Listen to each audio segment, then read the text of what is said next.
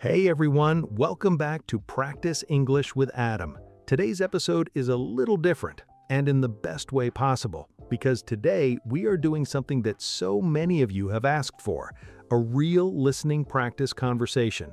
No grammar, no lists, no explanations, just natural English spoken at a real pace on a topic that every single one of you will need at some point in your life. And the topic is talking about yourself, because this comes up everywhere. In a job interview, at a party, when you meet someone new, on a first date, at the start of a class or a course, online.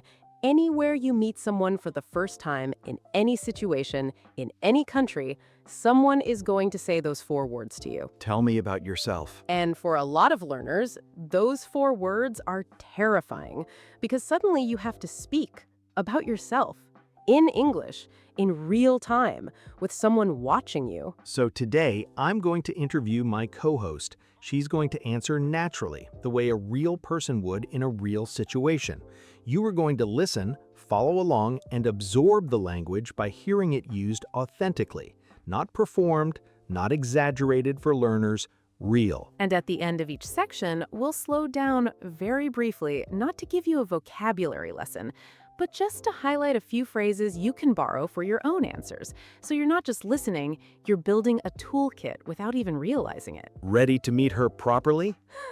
I've been here the whole time, but yes, let's do this. All right. So, tell me about yourself. Start from the beginning. Okay, so my name is Maya. I'm originally from a small city in Eastern Europe, a place most people outside the region have never heard of, which I've learned to just accept. I say Eastern Europe and people nod and move on, which is fucking. That's very relatable for a lot of people. Right? Anyway, I've been living abroad for about 6 years now.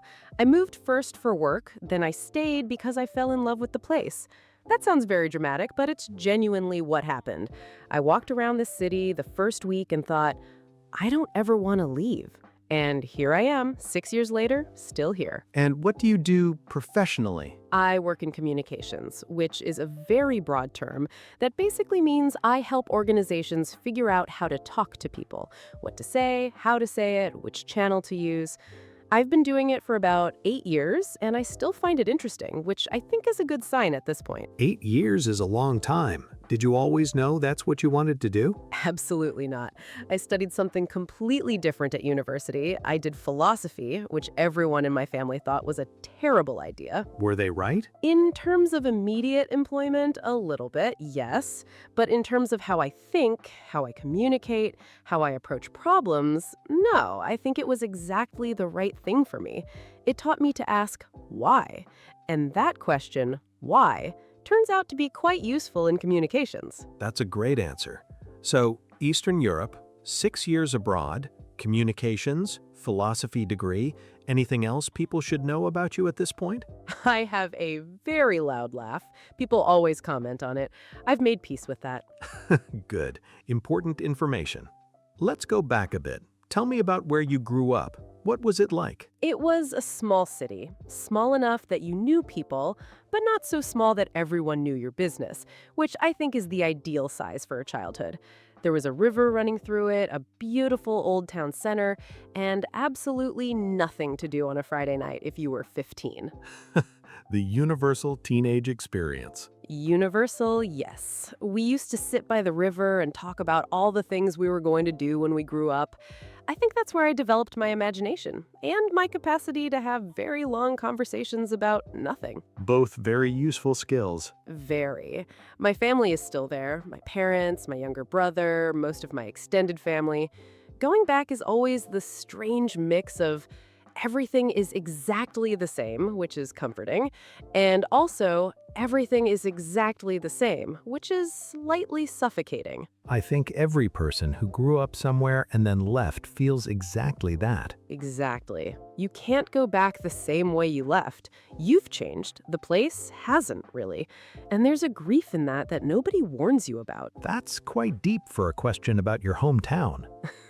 I told you, philosophy degree. Fair enough. What do you miss most about it? The food, obviously. My mom's cooking specifically. And the pace. Life moved slower there, not in a frustrating way, in a human way. People sat down to eat, shops closed on Sunday. You had time to think. And what don't you miss? The winters. Long, gray, and relentless.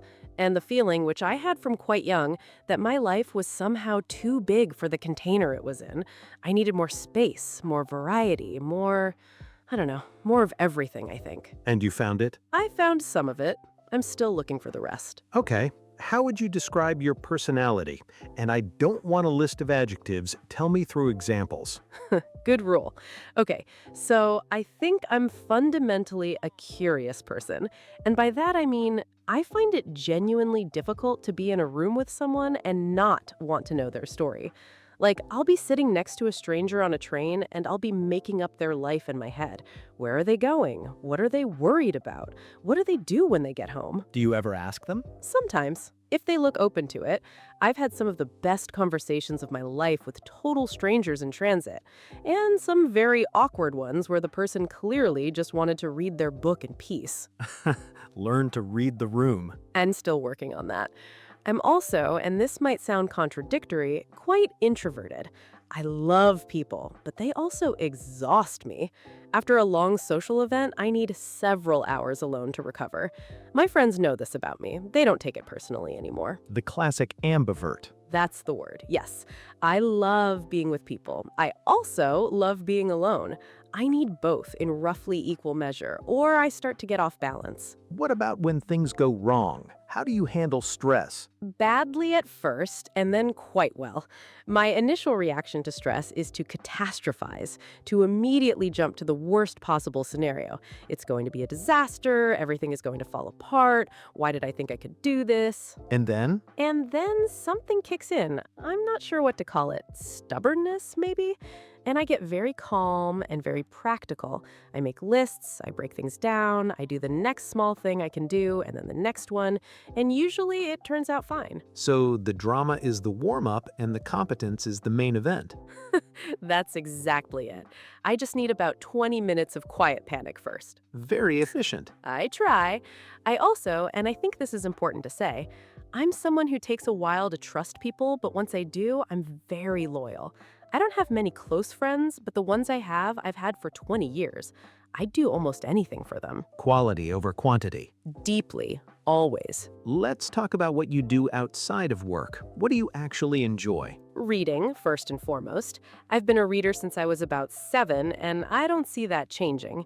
There's something about losing yourself completely in a story that I find, I don't know, almost medicinal. Like it gives my brain a break from being itself. What kind of books? Everything, really. But I have a particular weakness for books that are about ordinary people in extraordinary circumstances. Not fantasy, real circumstances. Migration, war, illness, love that doesn't work out the way anyone planned. The kind of books that make you feel like someone finally said the quiet thing out loud. The quiet thing out loud. I like that. I think great writing is mostly that. Someone putting into words something you've felt but couldn't articulate. What else? I walk a lot. Long walks, usually with music or a podcast, sometimes in complete silence. I find that my thinking is clearer after an hour of walking than after an hour of sitting and deliberately trying to solve a problem. Something about the movement, the rhythm, your body doing something simple so your brain can do something complex. A lot of creative people say that. There's actually research on it. I believe it completely. Some of my best ideas have arrived about 40 minutes into a walk when I thought I was thinking of nothing. Anything else? I cook, not in a showy Instagram way, in a therapeutic way. Cooking is the one activity where I'm completely present. You can't be anxious and chop onions at the same time. Well, you can, but you'll cut yourself. Is that the voice of experience? Several times, I've learned. I also have a long and slightly embarrassing relationship with crime podcasts, true crime specifically. I've listened to probably 300 hours of true crime, and I don't know what that says about me. I think it says you're fascinated by human behavior in extreme situations. That's a very generous interpretation, and I'm choosing to accept it. Since we're on a language learning channel, tell me about your relationship with English. How did it start? It started at school, the way it does for most people. Grammar exercises, vocabulary tests, reading texts that nobody would ever actually read in real life. I learned English the way you learn to ride a bicycle with stabilizers. Technically, I was doing it, but not really. And when did the stabilizers come off? When I moved abroad and had no choice. Suddenly, English wasn't a subject, it was survival. I had to navigate the health system, find a flat, understand contracts, make friends, do my job, all in English. And that forced fluency in a way that years of classroom study never had. Sink or swim. Exactly. And I swam, eventually. But there is a period of sinking first that I don't look back on with great fondness. What was the hardest part? Understanding people, without question. I could speak, imperfectly but well enough. I could read and write. But listening to native speakers in real life, completely different from anything I'd practiced. They spoke fast, they mumbled, they used expressions I'd never seen written down anywhere. I'd nod and smile and understand about half of what was being said and hope the half I missed wasn't important. The eternal nodding. The eternal nodding. Very tiring, by the way. Maintaining a face of comprehension when you have none is exhausting work. And what changed? Exposure, mostly. Time. But also, and this sounds strange, I stopped being ashamed of not knowing. For the first year, every time I didn't understand something, I felt embarrassed. I said sorry too much. I apologized for my English even when it was fine. And then I noticed that native speakers make mistakes constantly, speak over each other, change their sentences halfway through, lose the word they're looking for. Language is messy for everyone. I stopped treating my non-native status as a flaw. That's a shift that changes everything. It did. Once I stopped being ashamed of learning, I started learning much faster. Funny how that works. Let's talk about the future. What do you want? What are you working towards? That's a big question for a Tuesday afternoon. Take your time. Okay, professionally, I want to do work that I can point to and say, that made something better. I've realized over the years that I'm not motivated by money or status in the way some people are. What drives me is impact. Knowing that something I contributed to actually changed something, an opinion, a situation, a person's understanding of something, that's what gets me out of bed. And personally? Personally, I want to keep growing, which sounds vague, but I mean it very specifically. I want to keep being uncomfortable in the right ways. Learning new things, visiting places I've never been, having conversations that challenge how I see the world. I'm quite frightened of stagnating, of waking up one day and realizing I've stopped being curious. Do you think that's a realistic fear? I think it happens to people who stop choosing it. Curiosity isn't passive. It doesn't just exist and sustain itself. You have to feed it. Choose to be interested. Decide to ask one more question instead of accepting the first answer. I try to make that decision every day. What's something you're working on right now, a goal that matters to you? My English, actually. I know that sounds strange given that I speak it every day, but there's a difference between functional English and beautiful English. I can communicate. I want to write in English the way I write in my own language, with precision, with rhythm, with exactly the right word in exactly the right place. That's a long goal, probably a lifelong one, but I like having it. A lifelong goal is underrated. It gives direction without a deadline. Yes, and it means you never have to stop. Last section before we wrap up. Tell me something about yourself that surprises people. Okay. I am terrified of butterflies. I'm sorry, butterflies? Butterflies. The insect, the ones people find charming and beautiful. I find them deeply unsettling. Of all the things I expected you to say. Nobody expects the butterfly fear, which is part of why I enjoy revealing it. The look on people's faces is always wonderful. But why? They're completely harmless. I know they're harmless. My brain doesn't care. It's the unpredictability of the movement. They fly in this completely erratic, random, chaotic way. You cannot predict where they're going. And something in me finds that very deeply wrong. Bees, I'm fine. They have a flight path. They know where they're going. Butterflies are just chaos with wings. I have never heard butterflies described that way. I've given this a lot of thought, more than anyone should give to butterflies. Any other surprising facts? I can recite the periodic table from memory, not in order, just whenever I need a random fact to impress someone at a party.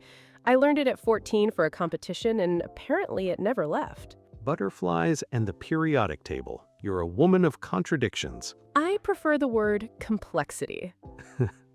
Fair enough. And that is Maya, fully introduced.